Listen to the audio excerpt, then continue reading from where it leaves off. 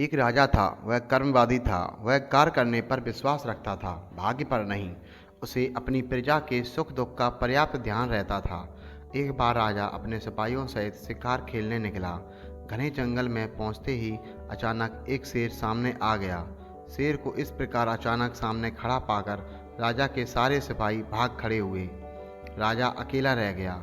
राजा ने शेर को अपनी तलवार से मार डाला। इसके बाद वह अपने महल के लिए लौट पड़ा। कुछ दूर जाने पर वह रास्ता भटक गया और एक गांव में पहुंच गया। उस गांव में एक कुम्हार रहता था। राजा कुम्हार के घर पहुंचा। उस समय रात हो चली थी। कौन हो? कुम्हार ने पूछा। परदेसी, राजा ने कहा। कहाँ से आ रहे हो? अपने शहर से। इधर कैसे आए? शिकार खेलते हुए भटक कर इधर आ निकला। क्या चाहिए? कुमार ने पूछा। रात भर के लिए ठिकाना चाहिए, भोर होते ही चला जाऊंगा। राजा ने कहा।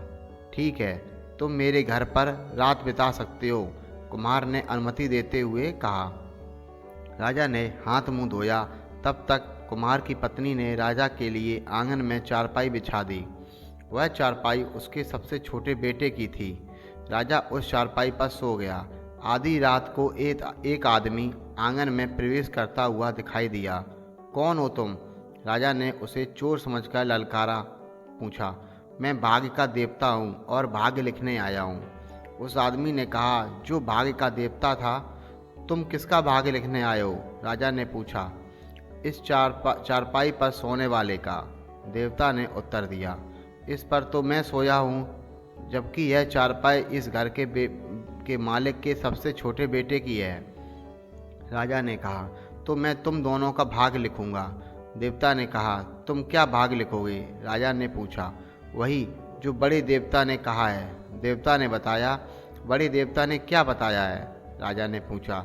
यही कि तुम्हारे हाथों में इस घर का छोटा बेटा मारा जाएगा। देवता ने कहा। यह नहीं हो सकता। मैं भला अपने शरणदाता के बेटे को क्यों मारूंगा? ऐसा कभी नहीं हो सकता। राजा दृढ़तापूर्वक बोला। ऐसा ही होगा। तुम दोनों के भाग्य में यही लिखा है। इतना कहकर देवता अदृश्य हो गया। राजा बहुत देर तक देवता की बातों पर विचार करता रहा। फिर उसने सोचा कि मैं इस कुम्हार के सबसे छोटे बेटे की उस स्थिति में मारने को विवश हो सकता हूँ जब यह मेरे विरोधी राजा की सेना में भर्ती होकर मुझ पर आक्रमण करे। इसलिए अच्छा होगा कि मैं इसे अपने साथ अपने महल में ले जाऊं। यह मेरे साथ रहेगा तो मुझे इसे मारने नहीं पड़ेगा। भोर होते ही राजा ने कुम्हार को अपना असली परिचय दिया और उसके सबसे छोटे बेटे को अपने साथ ले जाने की इच्छा प्रकट की। कुमार राजा की इच्छा जानकर बहुत खुश हुआ। उसका सबसे छोटा बेटा यूं ही बहुत उद्दंड था और एक दिन भर शरारत करता रहता था। कुमार ने सोचा कि इस बहाने उसके सबसे छोटे बेटे का जीवन संवर जाएगा।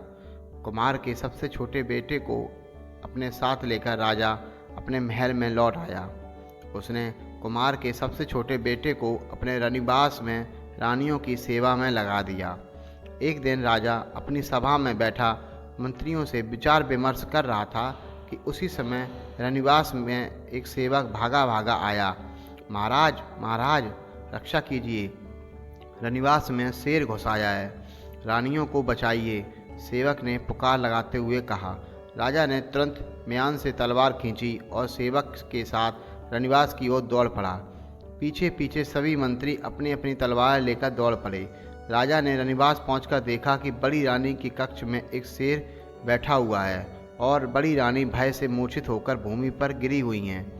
राजा को लगा कि यदि एक पल भी देर की तो शेर बड़ी रानी को खा जाएगा। राजा लपका और उसने तलवार के एक बार से झटके में ही शेर का सिर उसके धड़ से अलग कर दिया। यह क्या? जैसे ही शेर का सिर धड़ से अलग हुआ, वैसे ही एक मनुष्य की चीख सुनाई दी और शेर की खाल से मनुष्य का शरीर निकल आया। यह देखकर राजा हतप्रभ रह गया। उसने सेवकों को आदेश दिया कि शेर का कटा हुआ सिर उठाकर देखो, उसके सिर में किस मनुष्य का सिर है। सेवकों ने शेर का सिर उठाकर देखा। उनमें से मनुष्य का सिर निकलकर राजा को दिखाया। वह कुमार के सबसे छोटे बेटे का सिर था। राजा ने रनिवास के अन्य सेवकों को बुलाया और उनसे पूछताछ की तो पता चला कि कुमार के सबसे छोटे बेटे को नई नई शरारतें सूझा करती थी। उसने शेर की खाल पहनकर रानियों को डराने की योजना बनाई थी, इसलिए वह शेर की खाल पहनकर रनिवास में घुस आया था और रानियों को डरा रहा था। बड़ी रानी ने उसे सचमुच का शेर समझकर शोर मचा दिया।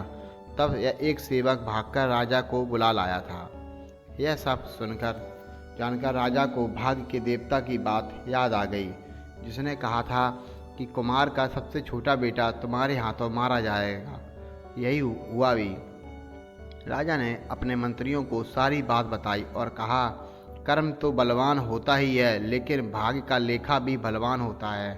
दोस्तों, आज की कहानी आपको कैसी लगी कमेंट बॉक्स में ज़रूर बताएं और ऐसी हेल्पफुल और मोटिवेशनल कहानी के लिए चैनल को लाइक करें, शेयर करें और अगर आप हमारे चैनल पर पहली बार आए हैं तो चैनल को सब्सक्राइब जरूर करें। मिलते हैं नई कहानी में।